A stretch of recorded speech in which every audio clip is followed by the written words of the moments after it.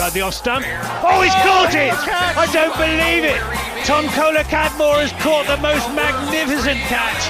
That short third man is the end of Daniel Sams, and Somerset have won the Vitality Blast 2023. They've bowled Essex out for 131.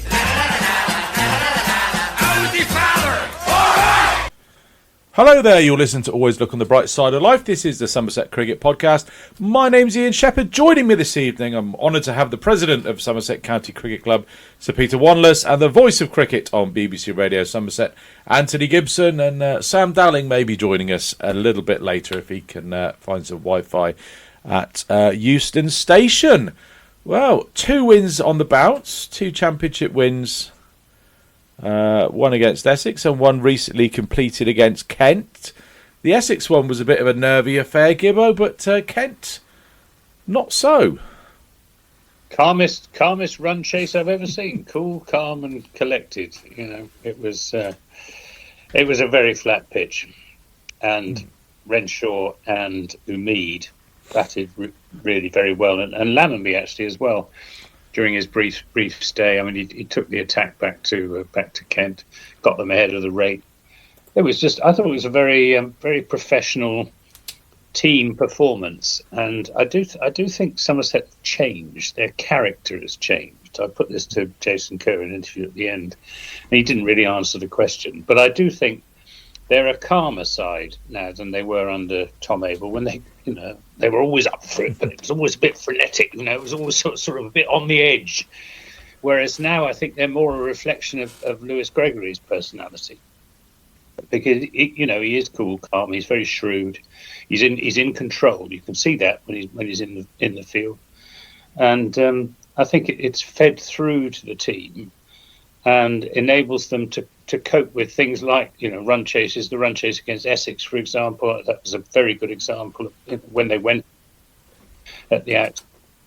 And it was excellent performance because, Kent lost it with the ball in some first innings and in the bat in their first innings, And there can't be many instances where a side has scored 564 still second innings and lost by 8 wickets. But it was very good performance. I had visions of it turning into a photocopy of that Nottinghamshire game, Peter, where they just bowled and bowled and bowled all that Sunday, only picked up the 1 wicket. But that's what you love about Championship cricket. The beauty of it is you don't lose a wicket every 45 minutes. It doesn't happen like that. They don't go bang, all right, it's going off to do something else. They don't fall regularly throughout the day. You have to work your bollocks off, and then it happens for you late in the day, and it sets up the win.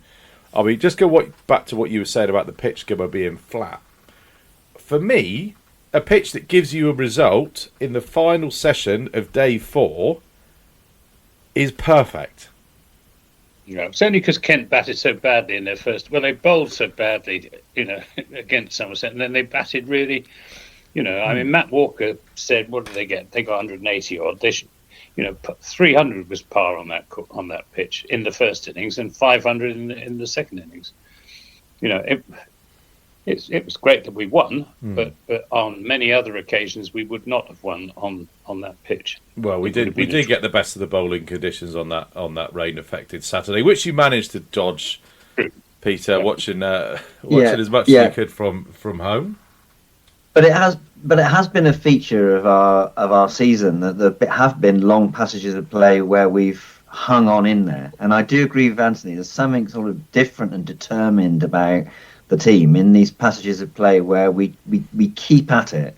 And if I think back to sort of previous seasons, sometimes that the batting has been frenetic, or we've had a session where the bowling has it's kind of got away for us because things have drifted, and you always feel we're in the game. And I haven't been on for a while, but last time we were agonising over how are we going to take 20 wickets, and is our bowling attack strong enough? And when you've got that kind of niggling worry and a concern that the pitch is going to be a bit flat, then to keep at it and take 20 wickets and then see such confident batting, to see there is a lot to there's a lot to celebrate. I mean, I'm worried for some of these Facebook group warriors who are going to have to work really hard to find things to moan. I think Lewis Gregory's no balls are something that clearly he should be dropped for overstepping the mark quite as often as he has done, and this is completely irresponsible leadership from the captain. But beyond that, there's so much to feel good about at the moment, and they are pulling together with one another, aren't they? And everywhere you look, with one or two exceptions that we might come to, there are performances to be proud of. And so it's two really different contrasting wins, weren't they? I was down for all of the Essex game, which was great fun, and beating them is particularly pleasurable. And I couldn't make it down this time, but I did watch a lot of it on the on the live stream and listen to Anthony, and it was particularly for our family, which is kind of split. I still haven't quite convinced Junior to support Somerset rather than Kent. It was a lesson in life for him to see his team humbled. Well, I mean, you built your career in child welfare, Pete, and letting your son support Kent is probably the reason why you're retiring. I guess it's a failure on your own doorstep. I mean, there's as you say, there's performances up and down the card to talk to. We'll talk about Miguel Pretorius. His reputation is increasing week on week. I think the Pretoriometer, or whatever I called it, is now up to sort of a solid 7.5, 8. Because he was running in and running his bollocks off all Sunday. He is, whatever you say about the guy, and he has picked up wickets. I think his bowling average is slightly disfavourable to him in how he's bowled. But do you want much more from your overseas? He's running in. He's working his socks off. He looks like a nice guy. Yeah, he is a nice guy. Yeah, I agree. I mean, he's the captain's ideal seam bowler, really, because he's young and strong and fit, and you can chuck him the ball and he'll run in hard, whatever the time of day or the state of the game, he'll give it all he's got. And I think his bowling has improved. He doesn't bowl so many leg side, down the leg side or too wide outside the off stump. So he's making the batsman play a bit more. Doesn't do a great deal with it. He's no Josh Davis. He sort of nibbles the odd one away, doesn't he? Yeah, a bit. And he got a couple of wickets clean bowled as well when he brought it back between bat and pad, and that was pretty good. So yeah, I agree. I mean, in an age when you're not going to get superstar overseas players by and large playing county cricket, I think he was a pretty good signing. You're going to delete that tweet you put about him.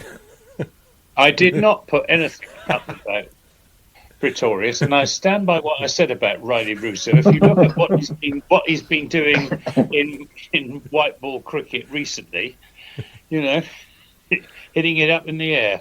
Well, we shall chat about Riley in a minute. Slightly different Riley. I felt that this was a coming of age moment for Tom Banton in this game.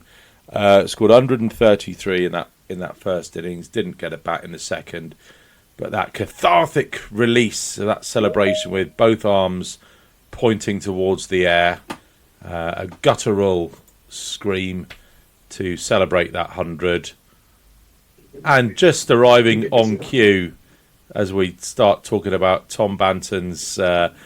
Tom Banton getting to his 100. We've got Sam Dalling, who's... Let us know where you are, Sam. You look... Euston waiting room, is that? Yeah, I'm in a lounge in Euston waiting room. I tell you what, I shouldn't say this on the podcast yet. I can't wait for the county championship to have a break. Football, cricket and law have kept me a busy man for 2 months, but it's lovely to be here. Sorry for being late. That's all right. Sports media's busiest man, Sam Dalling. You wrote a lovely piece in the Cider Press about Tom Banton's or James Rew's a partnership on that first day. Of course, they both made hundreds. We'll have a little chat about Rui later. But literally just before you came on, Sam, it almost seemed like a cathartic release when Tom Banton got to his 100. Yeah, it did when he eventually got there. I mean, I don't know if people are aware, most people are, that I actually called it on 99. He took a very quick single on 98. I'd love to say that the scoreboard wasn't working all day, and I'd love to say that's what sold me out, but I think I actually just looked at it wrong. And he took a single, one of those runs that people only really take on 99 because it's just not really there. What, you mean like Tom Lammerby did at the Oval? Exactly. So I celebrated it a bit early, but yeah, when he got it, I mean, there's some lovely photos that Harry Trump took of him just looking up to the skies because, I mean, I wrote a piece about how they bat together. James Ruard and Tom Banton, they've got hundreds together previously, and actually that was 2 years ago at Chelmsford, and that was both of their maiden first-class hundreds. And this was only Banton's second, whereas James Ruard, in the meantime, he might be on 7, he might be on 8. I should know that off the top of my head, but I mean that's just. I mean, he's Ruard's on more than he should be. Banton, put it that way. Well, he is, but Banton has had to work really hard at it. And he's not always been in the side. I think the beauty of this year is that he hasn't had to look over his shoulder every game. There's sometimes players who, if you don't get runs, you might only have 1 or 2 games. But actually this year, with Abel and TKC away for different reasons, he's had that little bit of run in the side, and he looks like he's really batting well. He does. I did a bit of a deep dive on his career stats in Red Bull Championship cricket, or Bob Willis Trophy cricket as it was in 2020. So 2018 he had a couple of knocks and only scored 37 runs, averaged 12. 2019, which was his sort of breakthrough year in white ball cricket mainly, he 18 innings, high score of 79, averaging 29, which is fine for, what was he then, 19, 20, 21, something like that. COVID year, he was in and out of those England squads, those England bubbles. Only played the 2 Bob Willis Trophy games, averaged 11, high score of 18, doesn't really matter. 2021, for me, was when they bollocksed it up with him by asking him to open. He had 8 games, 14 innings, high score of 51, which incidentally wasn't opening. His scores opening 637, 29, 18, 15, 8, 3, 0. Then when he batted at 7, which was a game I think he kept wicket in, 45 and 51 not out, and then a couple of other scores of 6 and 17.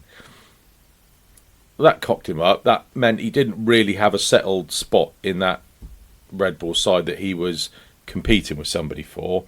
2022 was a decent year for him. That's when he scored that 100 as a concussion sub.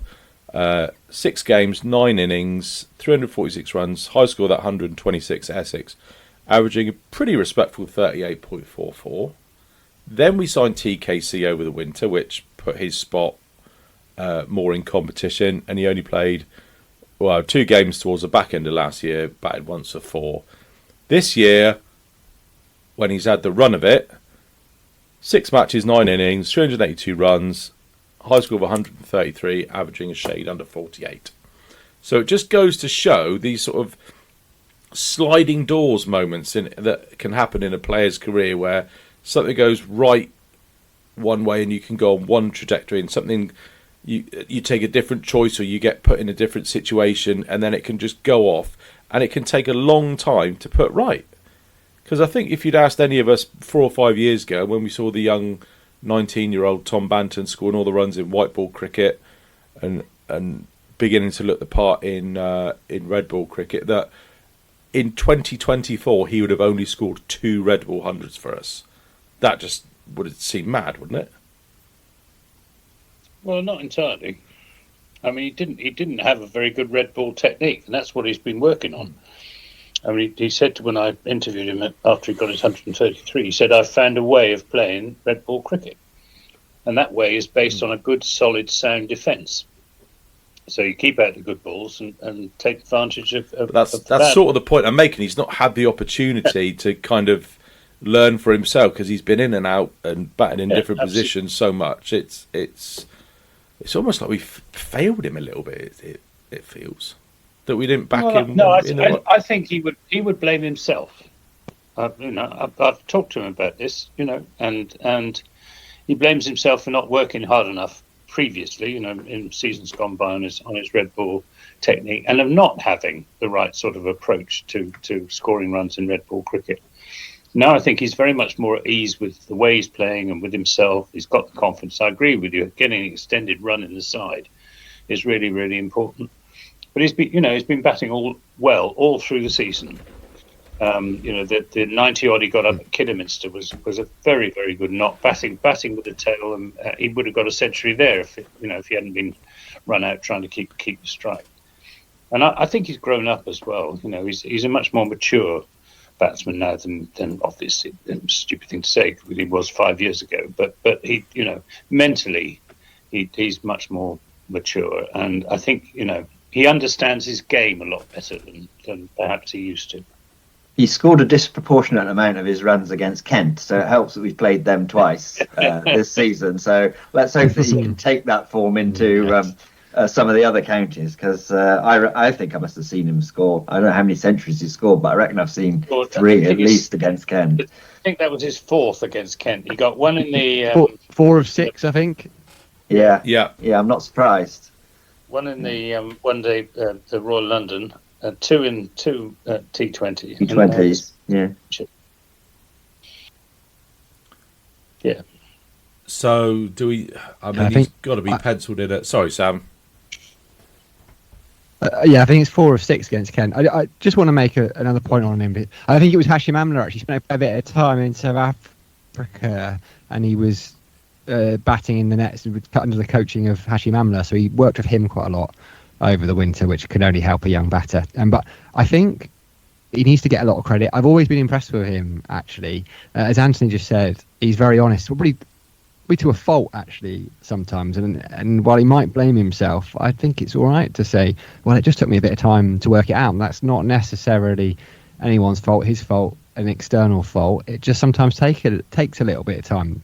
But I think he's desperate to do well, and I think he's always really measured in the way he looks at things. Now, I think he said to you, Anthony, after some runs earlier in the season, he said, look, I'm well aware I'm only in this side because Coda Cadmore and Abel are away. So he hasn't got his head in the clouds or anything. He doesn't believe his own hype, and there was a lot of hype actually around him, and that can be quite hard for a 19-year-old. You come in, score all his T20 runs alongside Babar Azam, and everyone expects a lot of you, and so just because he hasn't quite hit those heights, I don't think that's necessarily a terrible thing. It's hard to keep those standards up. Absolutely. I think most die-hard Somerset fans would rather have Banton in than TKC. Does that give it? I have both of them. You could have both of them. That's a big question. We've got a congested batting order at the moment. We still have. There's potentially one spot out for grabs, which we'll talk about later. Yeah. There was a noticeable shift in Banton's tempo once he did get the 3 figures. He unfurled a few more shots and looked to play a lot more positively. I remember saying to you in the press box, Sam, that what's he done? He's played that shot. He's got out. He should be he should be saying it's my job to get us to 600 and not playing shots like that. And I sort of questioned myself on that on the way home and thought maybe I was not necessarily wrong, but the reason why I'm thinking about that is when I was growing up, the best team in the world was that Australia team of Border, under Taylor and under Steve Waugh, and their philosophy was put your boot on the opposition's neck and don't keep stamping until they stop moving. So, I mean, and also Test cricket. I'm glad you come to your senses, Shep. And also, I did tell you were wrong when you were saying that. And I've not said I was wrong. I said I've changed my opinion. And also, Test cricket played over 5 days rather than 4, so you do have that little that extra day to force a result. James Rue as well found some form, which I think we all knew was coming. Well, I don't know if we did, so it's really good that it did come, because there was lots of kind of worry, isn't there, about second season syndrome, and he's been found out, and he doesn't like the short ball, and all of this. So it was, reassuring and hugely pleasing, and that'll give him, plenty of confidence. So I think you're right. We know that class is permanent, but at the same time, he was in a pretty deep rut, wasn't he? And a general kind of concern that perhaps he'd been found out. So great stuff. I don't think it was concern that he shared. He said, he reckoned he was playing much better than last season. He's been doing it in the nets, and he wasn't in the least bit bothered. He's full of confidence, which is good to see. But his character as a batsman has certainly changed since last season. He's looking to play a lot more shots. He's looking to impose himself on the bowlers, which it is a good thing. But he is vulnerable to the short ball. It's just as well that Wes Agar was rested by Kent with a really stupid decision. Because Wes Agar is a decent quick bowler who could have dug it in and tested James Rew's technique against the short ball, instead of which it never was tested, and he wasn't put under any pressure. But it was good to see him back in the runs.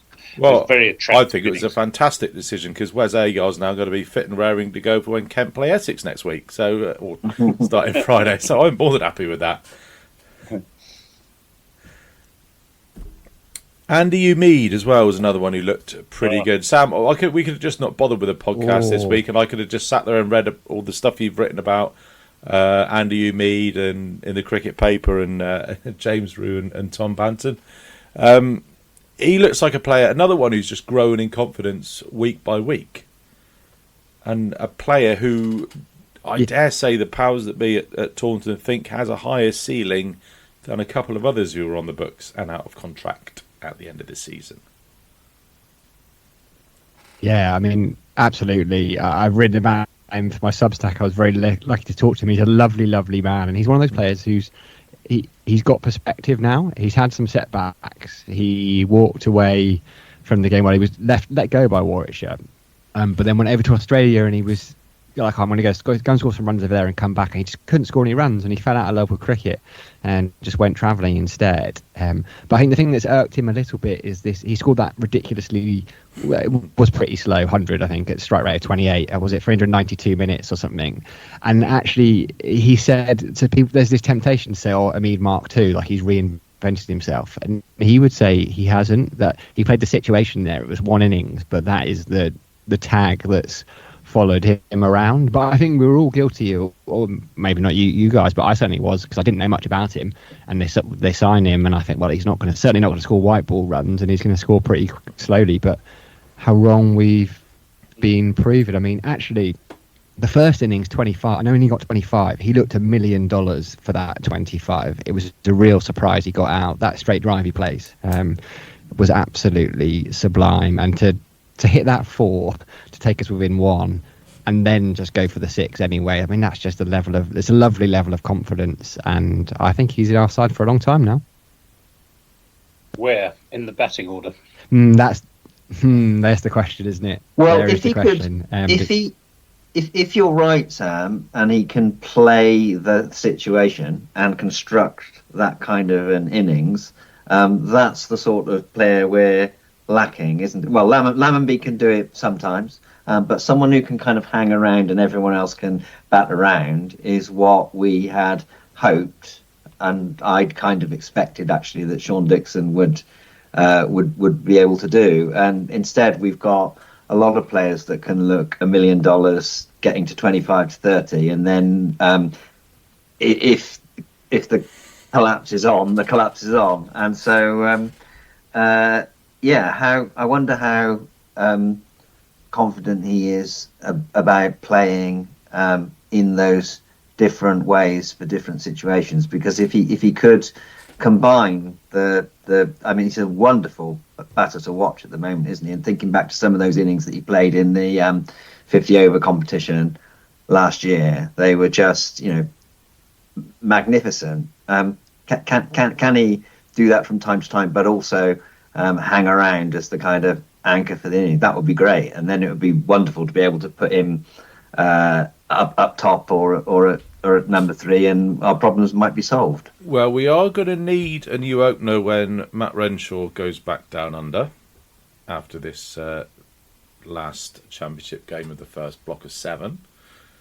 We may potentially need another new opener if Sean Dixon's poor run of form continues. He may not make the coach up to Darren. He may well do, with only one game being left. He will.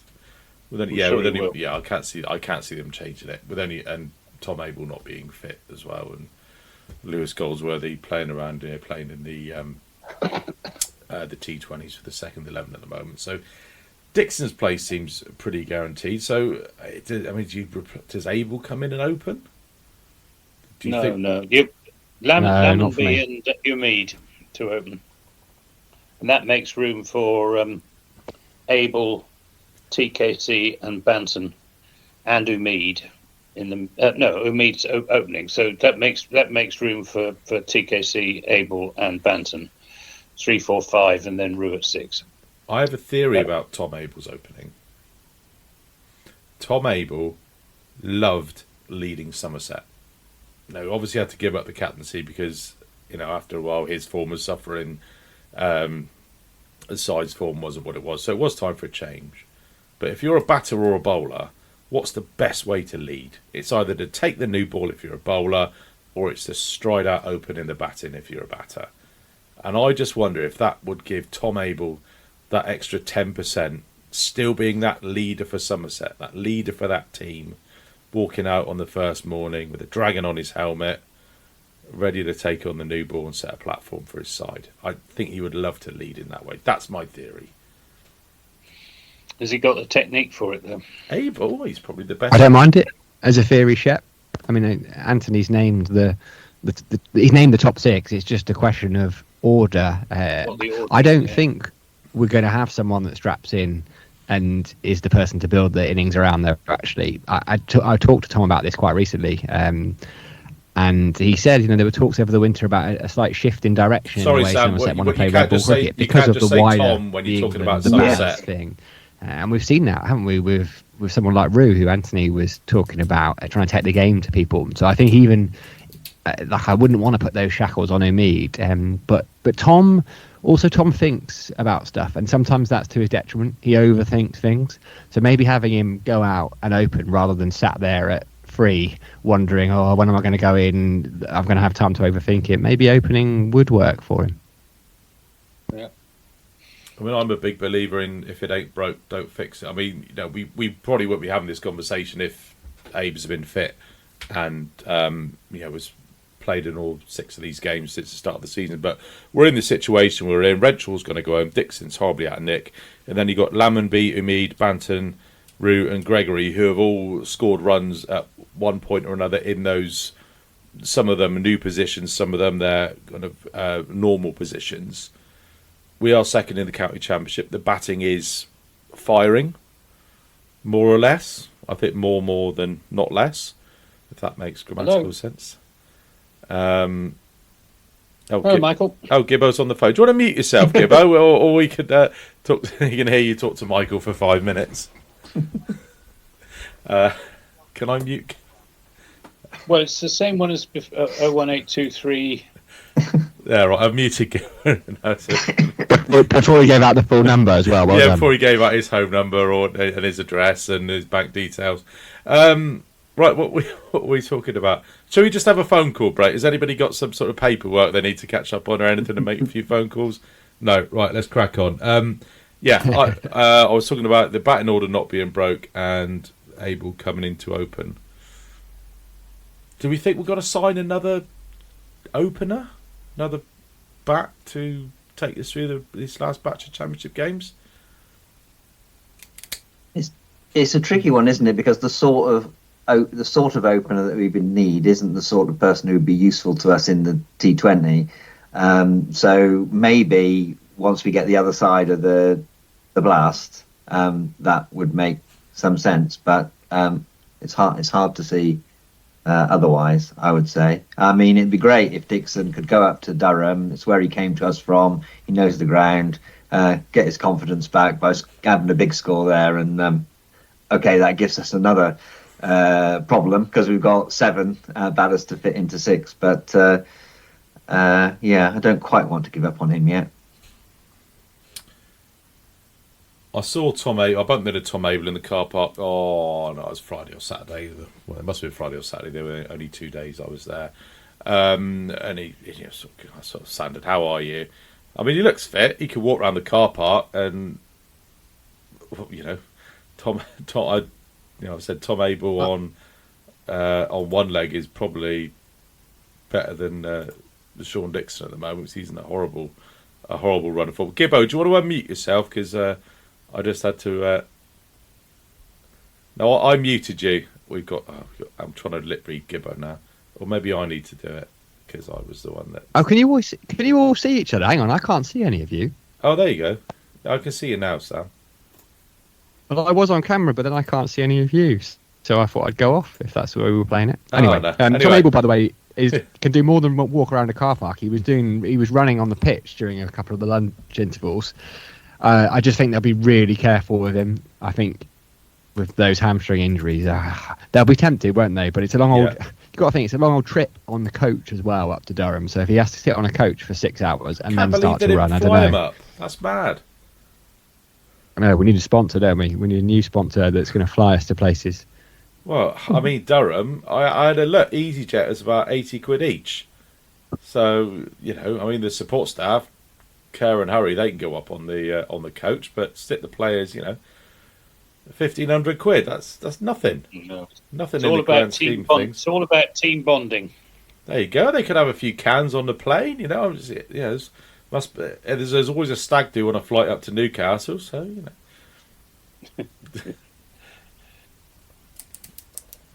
I forgot what we were talking about now. Tom Abel. Yeah, I can't see them rushing him back just for one championship game. No, there's no ways. No. I mean, what would be interesting, it would be to see if he turns out in a club game on Saturday. So it might be worth keeping an eye out for that, because that could possibly be his route back. I suspect they'll want to get him ready for the Blast, starting on the 31st. Gibbo, I'm annoying the stewards at the moment because I'm decanting your cider from a plastic bottle into a glass, which is the wrong way round. You have to decant it from it, yes, but it is very nice. Gibbo, it's drinkable. It's lovely. Good. Gibbo, listeners gave me a lovely bottle of cider on Saturday afternoon, which unfortunately I was driving, so I couldn't sample too much, but it is very nice. You can tell it's proper cider because it hasn't got any bubbles in it, which is the best way. So yes, very, very nice. Has this been entered anywhere, Gibbo? Or was it no. It's last year's, so it's quite young, but it's come out all right. I think it's all 100% cider apples, pure juice, nothing added, nothing taken away, and it is very, very nice too. Good. You've got Sam and Peter wanting a few bottles now, so you'll have to bring some more next Friday night. Right, yeah. I mean, Sean Dixon, do we think he's going to be in the squad? What advice are we giving him if we're Shane Berger? Because he seems to be taking a positive approach. I mean, a little bit too positive. The Richards in the press box were not happy with the shot that he played on the first morning of that match. It's great. Yeah, but they're not a good barometer for happiness, though. I know. I was going to say they're like the two guys that sit in the opera box in the Muppets. What was it, Waldorf and Statler, just passing negative comment on everything. But you probably have to agree with them that 4 balls in, throwing your hands at one that wouldn't. It was about 3 foot outside of stump. It was possibly not the most prudent way to start your innings in a 4-day championship game. So it was 3 more balls than Crawley managed in his first yes innings. It was. Should we talk about Crawley in the first innings? Useless. Literally the most Crawley-ish performance you could ever get. He gets a first baller in the first inning and then smashes, what was it, 238 38. Yeah. Didn't really have an answer to him, did we? I mean, and 378 for one they were at one stage. I mean, looking like we could potentially lose the game.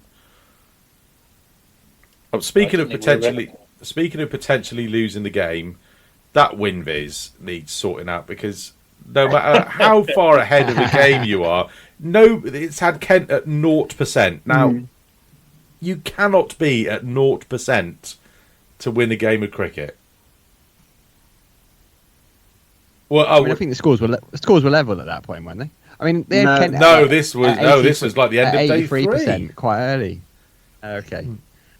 All the way through day 4, Kent were at about 80. Even when Somerset were batting, chasing that 180 odd, they had Kent as at 80% for the win. I think data engineers were called, and we'll be looking at that. Whatever numbers they put into that, it seems oblivious to pitches flattening out at Taunton. It seems to be based on the idea that it's much harder to score runs in the fourth innings. But anyway, life's too short to try and work out why something that is palpably useless is useless. I think it should just be ignored. Yeah. Yeah, because I've never looked at it and gone, yeah, that's probably about right, I'd say. You can generally gauge it. I mean, the trouble is, the easy way to gauge it would be to look at the odds that the bookmakers have got on. But the trouble is, there's really no markets ever for county championship cricket, so you never see any for matches that are going on and betting in running. So it's a little bit difficult to use that. But for test matches, it would be, and for test matches, I do dip in and check occasionally, and it's more or less up there with what the bookmakers are saying at their percentages. So there we are. So we are, or rather Lewis Gregory and the team are probably already en route to Durham, or will be leaving early tomorrow morning. I think they're going up today from a few messages that I've had, purely because it's such a long journey. They need to just make sure they're there fully refreshed the day before. Ben Stokes is probably going to be playing for Durham. Yep. I've just been going through the Durham side. There doesn't appear to be a weak link in it. Very good team, Durham. Very powerful side. If we come away from there with a draw, I think we'll be doing well. But they haven't quite started the way that people thought they might, given their strength. I mean, they nearly chased down 500 at Lancashire. I thought they were going to do it. Ollie Robinson ran out of partners, but yeah, I thought they'd be the nearest to Surrey in a title race this. Yeah, they were a lot of people's dark horses, weren't they, Durham?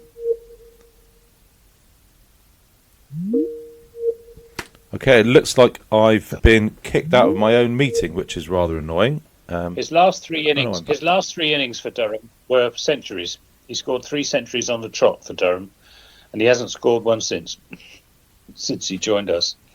Who's that, Gibbo? Because my Wi-Fi just kicked me out, and it Sean Dixon. Sean Dixon.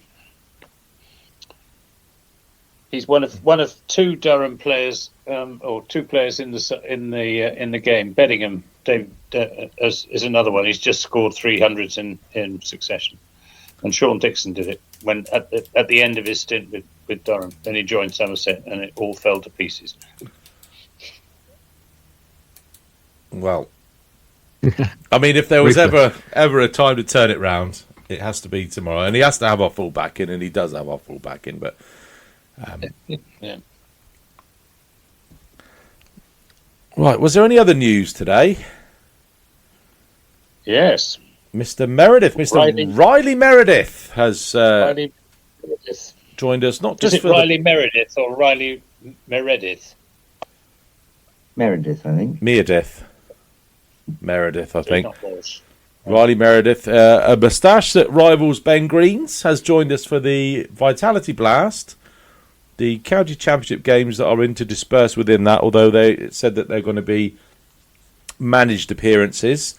The whole of the Always Look on the Bright Side of Life Metro Bank One Day Cup and the T20 quarterfinals, which by my maths puts him here until at least Saturday the 7th of September. So a fairly long stint, which is unusual for an overseas player these days. Obviously, we're probably... Is that maths, or is it just reading a calendar? It's reading the calendar. It would be maths if I said how many days it was going to be. Sorry about that. Mr. Splitting Hairs, Mr. Lawyer, sorry about that. Yeah, well, technically, it's a wall chart rather than a calendar. I do keep my cricketer wall chart just next to me on my desk.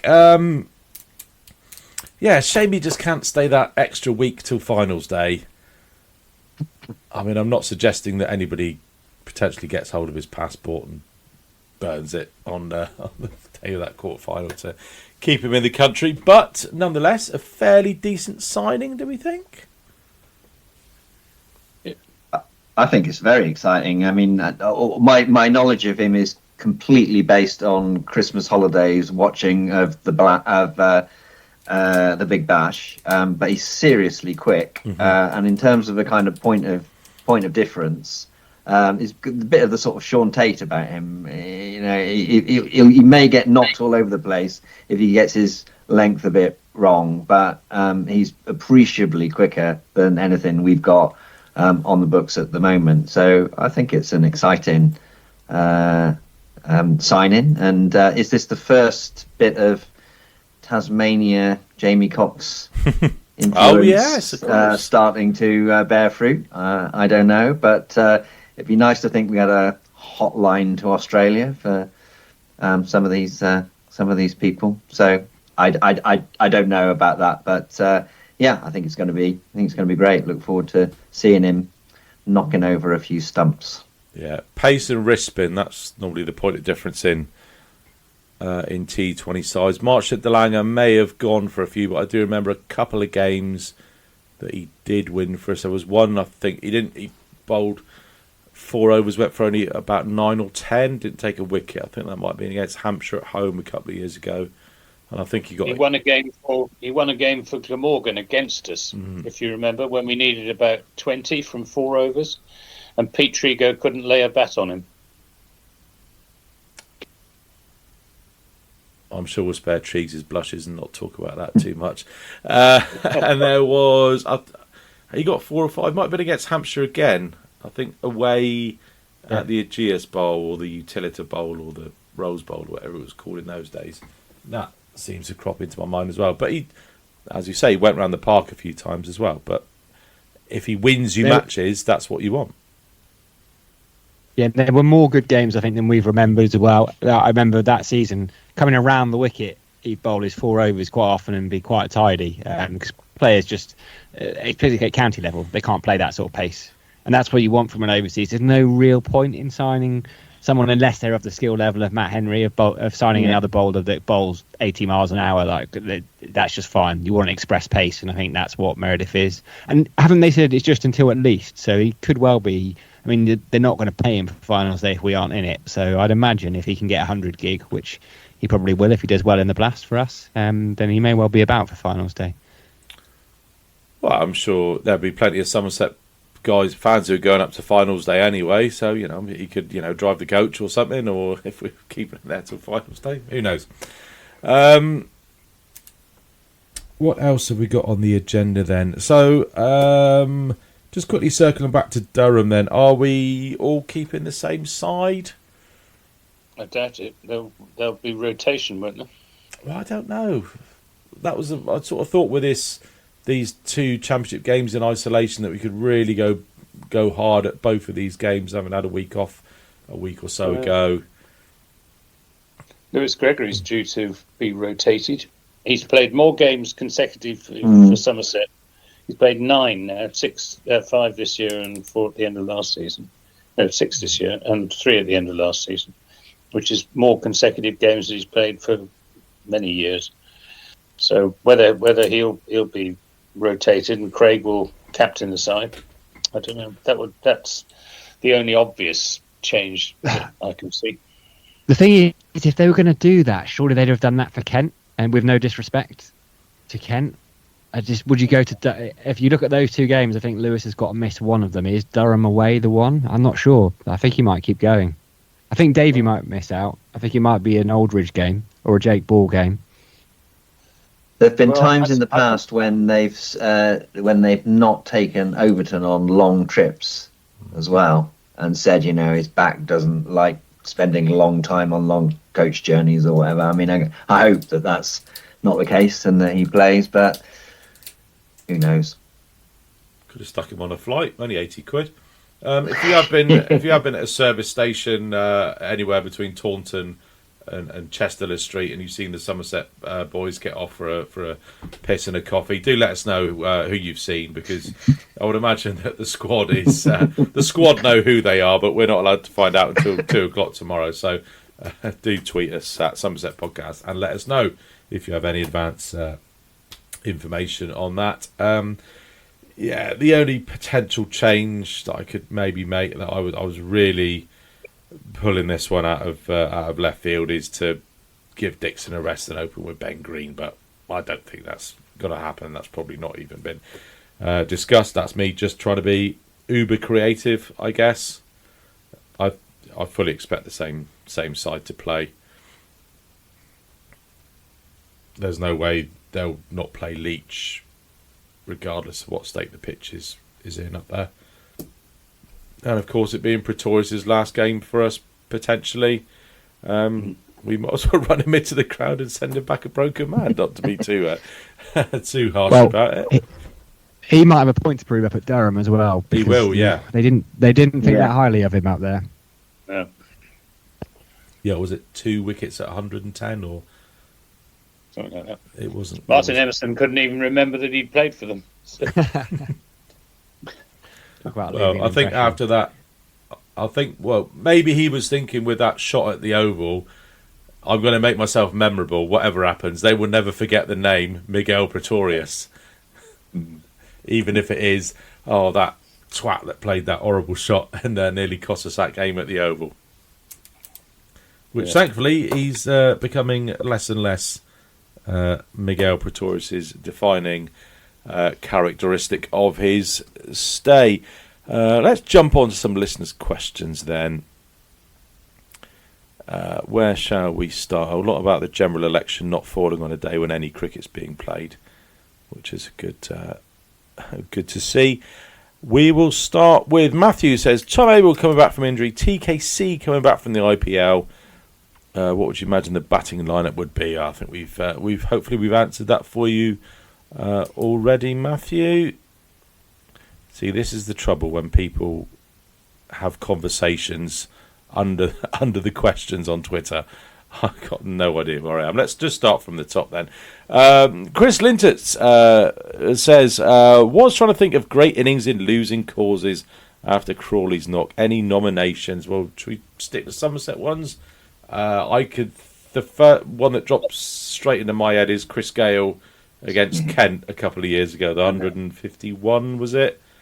He was smashing it all over the place.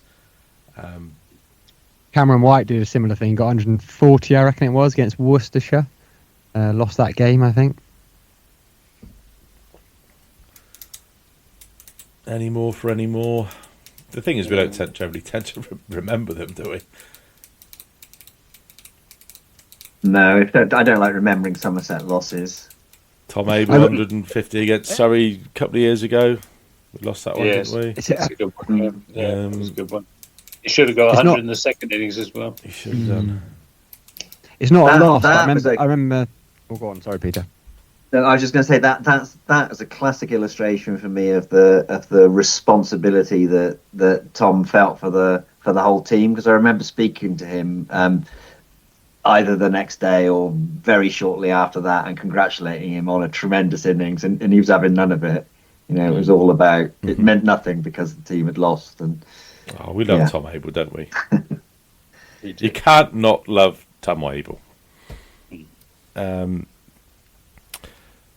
Perriman, do we give Dixon another go, or does Goldsworthy get a go? Given it's the last round, do we stick with a settled side given the fantastic start to the season? Also, our Somerset podcast, I presume that means all of us going to the Lashings game at Wemden to support local cricket. And I believe that clashes, that Lashings game at Wemden, I think that clashes with a T20 it does fixture at the Cooper Associates County Ground, because Harry Everett is player coach at Wemden. And I've told him off for it.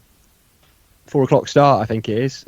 So he said if you're Harry Everett, you can do a couple of hours of one and then drive to the other one. But most normal human beings don't do that.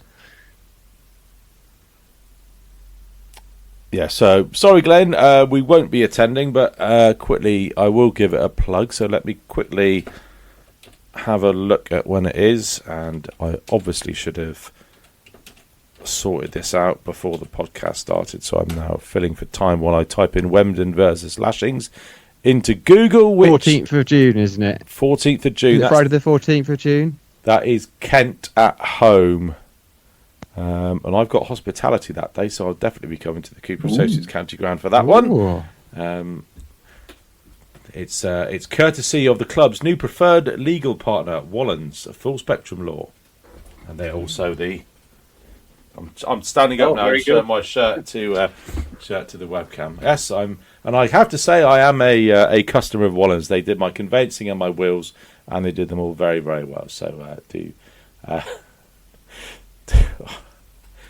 I feel bad now because they are a really great firm, and Gibbo cider is a little bit lethal, and I'm feeling it a little bit, and I'm trying to give them a serious plug, but I just get a little bit squiffy. So yes, Wallens.co.uk for all your legal needs.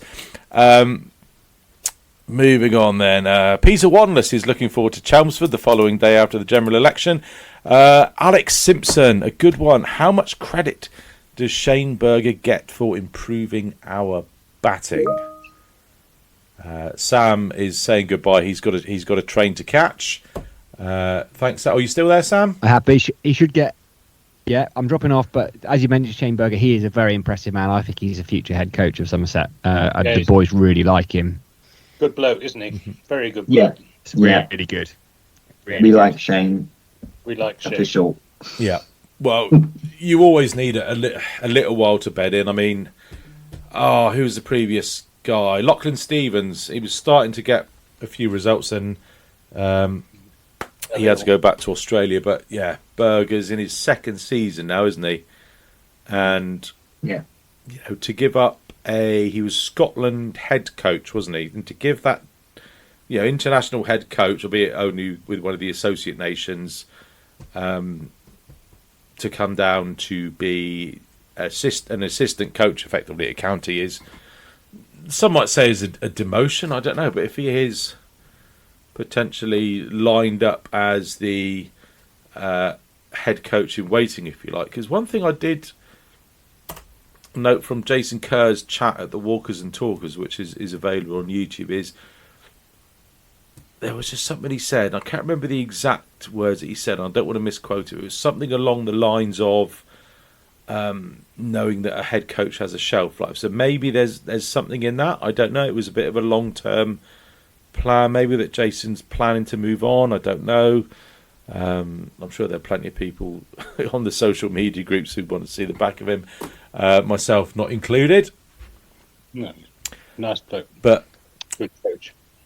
Yeah, I think it is a huge amount of credit, because you have to look now his methods and whatnot are sort of bedding in within the team. You look at it, Lammerby's improved, Umid has improved beyond recognition, Banton has improved, Rue has made the jump from effectively academy junior to cricket to first class championship cricket, and the 50 over comp with ease, like a duck to water. He's found Overton's mojo again. Craig's batting as well as he used to. So and Gregory's batting very well this season as well, and Craig Overton. I mean, I think his influence goes right through the team in terms of the improvement in batting, right down to Jack Leach. Oh, you can't teach Jack anything. Well, he batted. Jack's I thought a he maestro. batted really confidently. When he came out, he must be one of the best number 11s in the country. Jack Leach, seriously, he's become a more than useful batsman. Well, I can't believe we're 6 games in, and we haven't had a Jack Leach should be opening the batting tweet yet. Well, not one that I've seen anyway. Yeah, just really pleased. For me, batting it's all about confidence in a method. For me, that's it. You find a method, it works for you, and you have confidence in it to execute it. Exactly, yeah. There's how many times you see, just a bit of indecision, and that's when you nick off or get bowled through the gate. Same in any game. Yeah. Alex has also says, are you worried about another best situation with Bashir, barring the odd pitch? We aren't going to be playing with both of them. Now, we have touted Bash out on loan, I believe. Nothing's been confirmed yet. But this season looks... Yeah. I was going to say, this season looks pretty much inevitable, given the little amount of cricket Jack Leach is potentially going to miss, because he will be able to play in all these first round of championship games. Probably up until the one that ends the 3rd of July, because that is a full week before England start the West Indies series. That West Indies series goes through the Blast and the 100, pretty much, and then there's 3 championship games in September that clash with the Sri Lanka series, and then you got the final round of 2 games. So potentially Jack could only miss 3 games for us over the rest of the season, which is probably the fewest that he would have missed on England duty for a long time. So it's, as Alex said, it's not looking good that Bash is going to get much game time for us. No, but it also depends who we're allowed to play. So we've had players go off to England before, and then they could theoretically come back and play for us, but we're told they're not allowed to. So there'll be a question about the extent to which England wanted either or both to play or not play at all, which we have to factor into this as well. So it's tricky, isn't it? But it's a nice problem to have. I'd rather that than not have anybody. There is, so assuming that last test against Sri Lanka goes the distance, there's 6 days clearance before the penultimate round of championship games starts on the 17th. So the 5th day is Tuesday the 10th, and then the first day of that penultimate round is Tuesday the 17th. So that could potentially be enough. I mean, they do like to release players to play in those last 2 rounds of games. Given having said that, those 3 championship games, the 3 test matches, they are back to back to back. So only 3 days between each of them. So I don't know. I mean, if you said to Jack Leach, this is assuming, touch wood, that we're going to be up there challenging for the title in the last 2 weeks of September. If you said to Jack Leach, what do you want to do? He's not going to say, I'd like to piss off and play golf with Piers Morgan, thank you very much. He is going to absolutely want to bowl 50 overs a day if he needs to try and secure that championship win for Somerset. So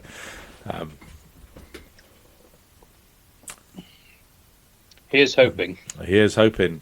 How is it potentially going to feel, Peter, to be the first president to deliver the county championship? Yeah. Are you planning like a statue for yourself at the county ground? I've already got a little speech back. There aren't that many presidents that have been president when Somerset won a trophy, never mind the county championship. So we're already doing okay on the back of the Blast. So I wouldn't want to tempt fate or create any relationship between what I'm doing and what's happening on the pitch, other than trying to help everyone feel good and positive and up for it. Although I did say, I have kept asking the question, what are we doing this season to make sure we're going to have a better start than we have the previous season? And we have talked about that quite a lot. Yeah. And that is a question that I am famous for, and should I fall under a bus or be replaced by an AI bot or whatever, that question will be asked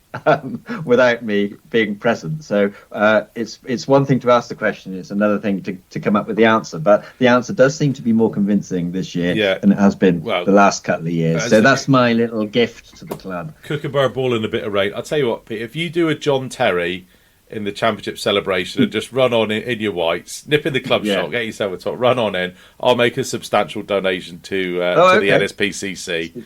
But you've got to do it literally, as you can't wait 10 minutes towards the end. You've got to run on straight away, grab the trophy off Lewis Gregory. Yeah, all right. That's a challenge.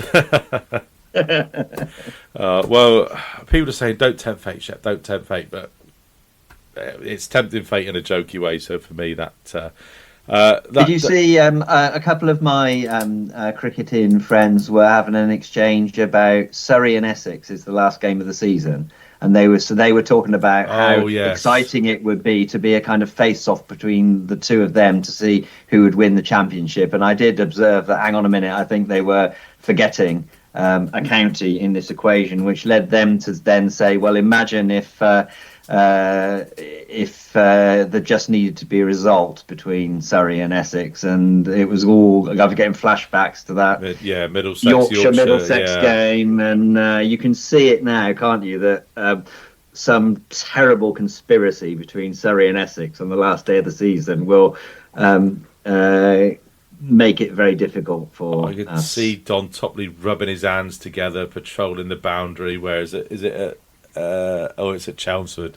Yeah. Don't let those bastards win it. It'll be good. We need to be out of sight by that point. Yeah, we absolutely do. We absolutely do. One more thing I've got on my agenda is the AGM next Wednesday, which is why we're shifting our usual recording day to Thursday next week. It means Gibbo can't make it because there'll be.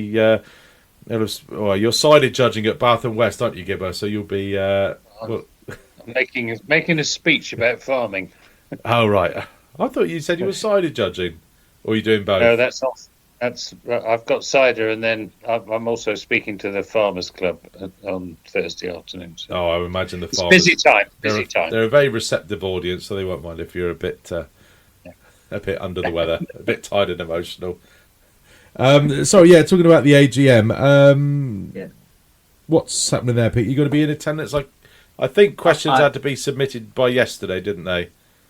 They did. I mean, there's a formality to bits of the AGM, but obviously the main attraction and the great topic of interest will be the 100 and what's happening in these discussions at the ECB. And I'm sure the club will present and engage with the members on what we know about that, what we don't know, and have a really good kind of conversation about where the game is and where Somerset are and what some of the options, opportunities, challenges, red lines might be. So looking forward to a open and robust discussion. I'm a member of the MCC, and I tuned into some of the MCC's annual general meeting about the 100, and the quality of the conversation and the questions and the engagement and interest which supporters had about both the club and the game was really excellent. So I hope that we'll have a really useful and informed conversation about some of the issues and kind of come together on what's important for Somerset. And no one's saying it'll be easy, but it's a real opportunity to come together and, as well as hopefully, celebrate some of the progress which we've been making in the course of this season, really kind of knuckle down to understanding a bit more about where the game's going and the extent to which we're able to influence it, because it's challenging stuff. It really is. What's the club's position on the divvying up of the 100 revenues? Well, still asking questions, and I think it's been reported in the press that the 11 non-hosting counties have some outstanding issues to understand a whole lot better before saying that the way in which it's been proposed, the 8 host counties should benefit relative to the others, is an appropriate way to go. But there are a number of other kind of aspects of it that aren't as clear as they might be. I think to people who are quite close to this, never mind lots of supporters who haven't had a lot to go on other than what's in the papers, and you don't know what to believe or not to believe. So it is next Wednesday evening is an opportunity to both hear from the club and hold us to account on some of this stuff. When's the next sort of big day in terms of the negotiations, discussions between the counties and the ECB? I don't know off the top of my head, but it's all the time. You know, we keep passing dates, which I think the ECB thought would be critical moments. So, don't know. I think it's going to be a funny AGM because, as you said, Peter, we're going to have these chats about the existential threat to the county game, and also why can't I bring my cans of beer in and then just drink out the cans. Well, and these things are quite important too, aren't they? I mean, we know from the sort of speech I gave last year about what we know the supporters care about is competitive cricket on the pitch, good match day experience, and being a focal point for West Country talent and pathways. And there are really important questions to ask about all of those. And the match day experience things matter, and some of those things are trivial and some of them are significant. So I'm sure people will be ready for all of that. I think I would say why can't I bring my dog into this bit of the ground, and why does that person bring their dog into this bit of the ground? There's all forms of human life present. They're significantly trivial or trivially significant, whichever way round you want to look at it. So I should be there. I should be there for that, and then I'm going to stay down for Friday when we've got the double header kicking off the Blast, which should be great, and the NSPCC is partner charity for that first game, so that's another nice reason to be down and spending time at Taunton on Friday. So yeah, I've got an extended stay. It would be so much more convenient if I had a house down there, but that's a that's a whole other matter, which would be worthy of a podcast in its own right. I mean, my wife's going to hate me because it's the women's ODI on Sunday, which I'm going to. I'm trying to convince the kids to go to that one. By the way, there are tickets still available for that one. I think 80% sold out or something. So let's make that one a sellout. Then I got the AGM on Wednesday night, which I'm planning to attend. Podcasting Thursday night, and then up in the afternoon for Western Storm against the Sunrisers in the Charlotte Edwards Cup in the afternoon, followed by a repeat of last year's Vitality Blast final, Somerset against the Essex Eagles, starting at 6:30. Poor old Ben was having kittens on Saturday because Sky aren't showing the Western Storm game, but it still needs to go through a live stream, and then Sky are doing the live TV broadcast of our game against Essex afterwards. So he's literally got to have two setups going, and he's poor bloke was having kittens about it. So I'll put it to you this way: I have never once been into the Ben Warren director's suite and not heard them called fucking Sky. So we'll leave it at that. I probably had said a little bit too much.